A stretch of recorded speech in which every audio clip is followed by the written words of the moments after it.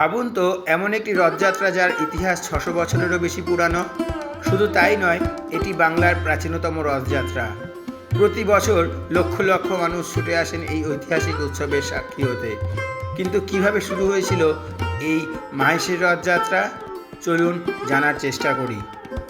হুগলি জেলার শ্রীরামপুরের মাহেশে অবস্থিত শ্রী জগন্নাথ দেবের মন্দিরকে ঘিরেই এই বিখ্যাত রথযাত্রার সূচনা। প্রচলিত কাহিনী অনুযায়ী ধ্রুবানন্দ ব্রহ্মচারী নামে এক সাধক পুরীতে জগন্নাথ দেবের দর্শন করতে গিয়েছিলেন। ভগবানের ইচ্ছায় তিনি মাহেশে ফিরে এসে জগন্নাথ, বলরাম ও সুভদ্রার বিগ্রহ প্রতিষ্ঠা করেন। এরপর থেকে শুরু হয় এই মহোৎসব, যা শতাব্দীর পর শতাব্দী ধরে আজও একই ভক্তি ও জাঁকজমকের সঙ্গে পালিত হচ্ছে।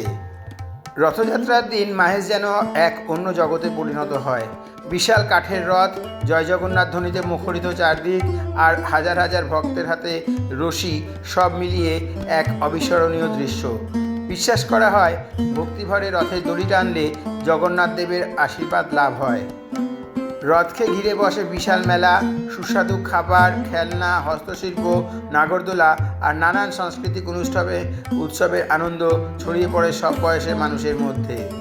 মাহেশের রথযাত্রা শুধু একটি ধর্মীয় অনুষ্ঠান নয়, এটি বাংলার ইতিহাস, সংস্কৃতি এবং মানুষের অটুট বিশ্বাসের জীবন্ত প্রতীক। আপনি কি কখনো মাহেশের রথযাত্রায় গিয়েছেন? আপনার অভিজ্ঞতা কমেন্ট করে জানাতে ভুলবেন না। আর এখনই ইতিহাস ও ঐতিহ্যের নানা গল্প জানতে ভিডিওটি লাইক করুন, শেয়ার করুন আর আমাদের চ্যানেলটি সাবস্ক্রাইব করে সঙ্গে থাকুন। জয় জগন্নাথ।